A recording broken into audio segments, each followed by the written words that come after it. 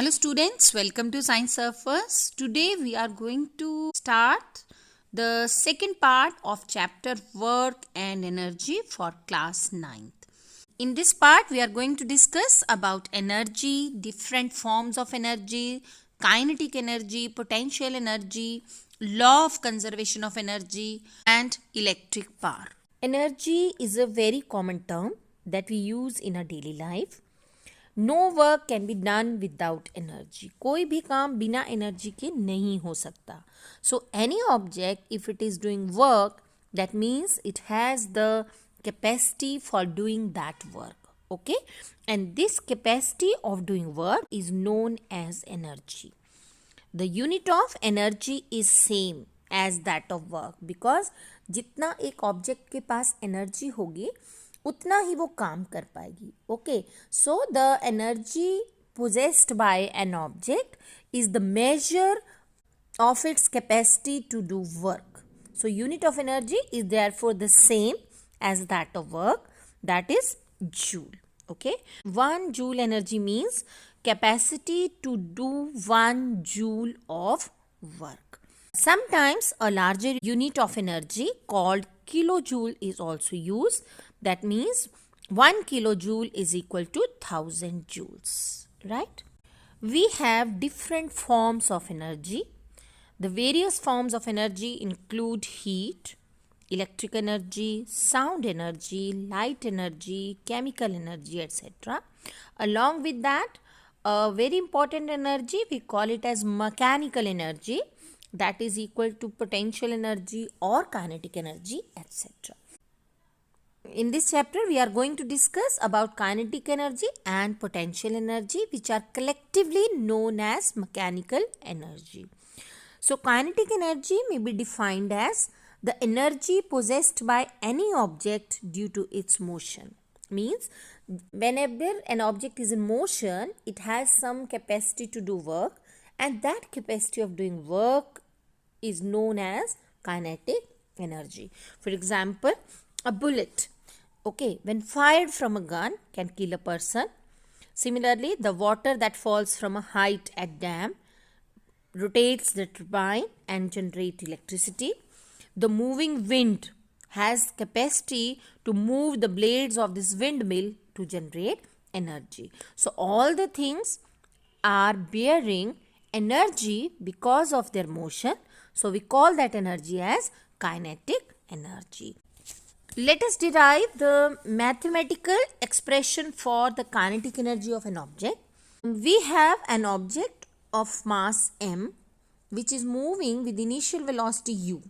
Okay, force F is applied and its velocity changes to v.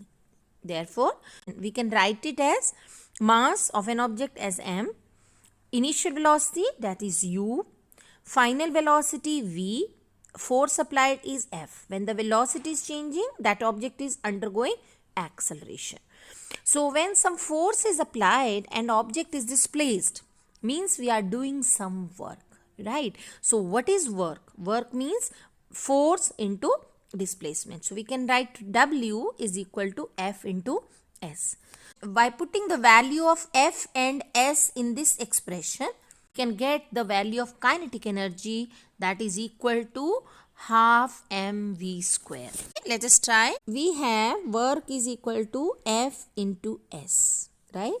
According to second law of motion, the F is equal to ma, and by the equation of motion v square minus u square is equal to 2as, we get the value of S is equal to v square minus u square by 2a.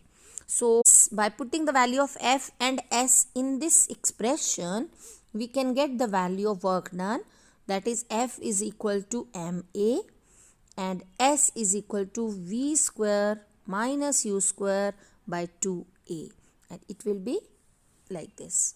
So W or the work done will be equal to m v square minus u square by 2. Okay, if u is equal to 0, that means initially the object is at rest, then we can take the value of u as 0. So by putting this u0 in this expression, we will get W is equal to mv square by 2. Or we can write it as W is equal to 1 by 2 mv square. So this is the expression for the kinetic energy of an object. Let us try to solve a numerical based upon this formula. An object of mass m is moving with a uniform velocity of 4 meter per second. What will be the kinetic energy possessed by the object? Okay, so we know the mass of the object is m, that is 15 kg, and velocity is given as 4 meter per second. Then we'll put these values in this expression, half mv square. We will get 1 by 2 into 15 into 4 into 4. So by cutting these values, we get the kinetic energy possessed by the object is 120 joules. Next, we have the potential energy. The potential energy is defined as the energy present in an object due to its position or configuration or its shape. Suppose we have a rubber band. When the rubber band is stretched, energy we apply to do work on this rubber band gets stored in this rubber band as potential energy. Similarly, when a spring is compressed or stretched, the work done on the spring gets stored into it as its potential energy. Potential energy क्या है? एक object के अंदर उसकी shape या position की वजह से जो एनर्जी आती है.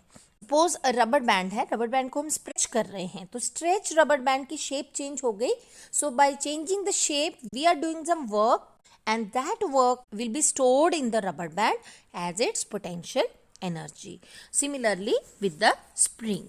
Okay, so by compressing or stretching the spring, the work done on the spring gets stored in it as its potential energy because that compression or stretching changes the shape or the configuration of that spring. So जहाँ भी हम उसकी shape या position को change करते हैं, then it bears potential energy. Similarly, an object when raised to height. अब एक object की जब हमने position में change किया है, just by lifting it to some height, right? So that change in the position of the object will be stored in the object as its potential energy. So any object raised to height possess potential energy. Similarly, if we wind the key of this toy car, okay, what work we are doing, which gets stored in that spring as a potential energy, which makes the car move when we release this. Okay, similarly the stretched bow, it can push the arrow forward just by stretching, because on stretching it gets the potential energy. So these are all examples of potential energy. Let us try to derive the mathematical expression for the potential energy of an object. We have an object of mass m that is lying at the ground. We apply some force F and raise this object to a height h, right? So by applying force, the object has displaced, right? That means some work is done that will be equal to the product of force and displacement. That is W is equal to F into S. Here the force applied will be equal to the weight of the object. So work done will be equal to mg into h. H is the vertical displacement, right? So the work done comes out to be mgh. This work is done to change the position of the object. So this gets stored in the object as its potential energy. We can write EP is equal to mgh. Right? We have an example in which we can calculate the potential energy of the object of mass 10 kg. It is raised to a height of 6 meter above ground. Here the value of g is given 9.8 meter per second. So we will calculate the potential energy by using the formula mgh, that is product of mass, acceleration due to gravity and height. That comes out to be equal to 588 joule. So this is very easy to calculate the potential energy of an object. Different forms of energies can be changed from one form to another. This is known as transformation of energy. For example, the chemical energy present in our food provides the muscular energy for various activities. Solar energy from the sun is utilized by the green plants in the process of photosynthesis and gets converted into chemical energy. The chemical energy stored in the fuel gets converted into heat energy or the mechanical energy of the vehicle. Similarly, the electric energy gets converted into different forms. Suppose we switch on the room heater, it gets converted into thermal energy or heat energy. If we switch on the bulb or tube light, it gets converted into light energy, etc. So when all these energies are getting converted from one form to another, the total energy of the system remains unchanged or remains same. This is known as law of conservation of energy. The law of conservation of energy states that energy can only be converted from one form to another. It can neither be created nor be destroyed. Means energy एक से दूसरे form में convert तो हो सकती है, पर ना हम उसको डिस्ट्रॉय कर सकते हैं और ना ही हम उसको क्रिएट कर सकते हैं. That means the total energy before and after transformation remains same. Let us explain the law of conservation of energy by taking the example of freely falling object. Okay, an object is taken to a height h, okay, from where it is falling freely. At the point C, where the object is at maximum height, okay, so it bears the maximum of potential energy due to height h, right? Now when it starts falling, its potential energy continuously decreases because the height is decreasing. But the equal amount of kinetic energy increases. मतलब जितनी उसकी potential energy कम होती जाएगी उतनी ही उसमें kinetic energy बढ़ती जाएगी, right? But at any moment the sum of potential energy plus kinetic energy will be equal to the maximum potential energy that was there at point C. That means जो energy उसमें initially थी, अभी half उसकी kinetic में convert होने के बाद भी टोटल एनर्जी जो रहेगी it will be same. Then at point A the object has fallen to the ground. Okay, so height becomes 0. So potential energy becomes 0 and all the energy possessed by the object here will be kinetic energy. So at this point the object will have maximum of kinetic energy, whereas at the highest point the object will have maximum of potential energy. So there is a continuous transformation of potential energy into kinetic energy during free fall. However, the sum of potential energy and kinetic energy remains constant. So, a freely falling object is following the law of conservation of energy. Suppose a physical work is given to two persons of the different age groups. The old person take 25 minutes to complete that work, whereas the young men take only 15 minutes. That means rate of doing work of the young man is more than that of old man. Similarly, एक हम और example suppose करते हैं कि we have to fill the water tank capped at the first floor of a building and the source of water is at the ground level. So if we do this work manually, that is going to take more time and we get tired too. Okay. However, if the same work is done with the help of a motor or a pump, then that work can be done in a much shorter time. This shows that everyone has different rate of doing work. So this rate of doing work is known as power. So power may be defined as the work done by time. Okay, so we can calculate it W by time. The unit of power is watt. Okay, so 1 watt is defined as the power of an agent which does work at the rate of 1 joule पर second. किसी object को अगर 1 joule काम करने में 1 second लगता है तो हम कहेंगे उसकी पावर कितनी है, 1 what. Okay, we use the bigger unit of power also, that is 1 kilowatt or 1000 watts.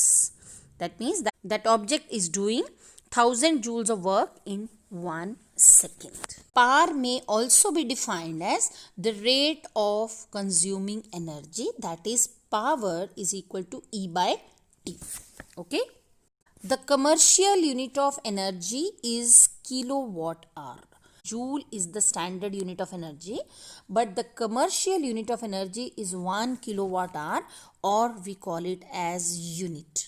Okay, so 1 kilowatt hour may be defined as the energy used in 1 hour at the rate of 1000 joules per second और at the rate of 1 kilowatt. Means हमारे पास एक 1 kilowatt power की object है और उसको हम जब 1 घंटे के लिए रन करते हैं, ओके, सो वो कितनी एनर्जी यूज करेगी, that will be known as 1 unit और we call it as 1 kilowatt hour. और अगर हम इसे स्टैंडर्ड यूनिट में कन्वर्ट करना चाहें तो we will just multiply its part, that means energy is equal to power into time. So P into T, power is taken into kilowatt and time is in hour. So kilowatt में 1000 वाट होगा और are में 3600 seconds. So by multiplying these two terms, we will get 3.6 into 10 to the power minus 6 joules of energy is present in 1 unit. Okay. So electric energy used in homes and industries are expressed in kilowatt hour. So during a month, जो हमारा electricity bill आता है, that is expressed in units. So 1 unit means 1 kilowatt hour.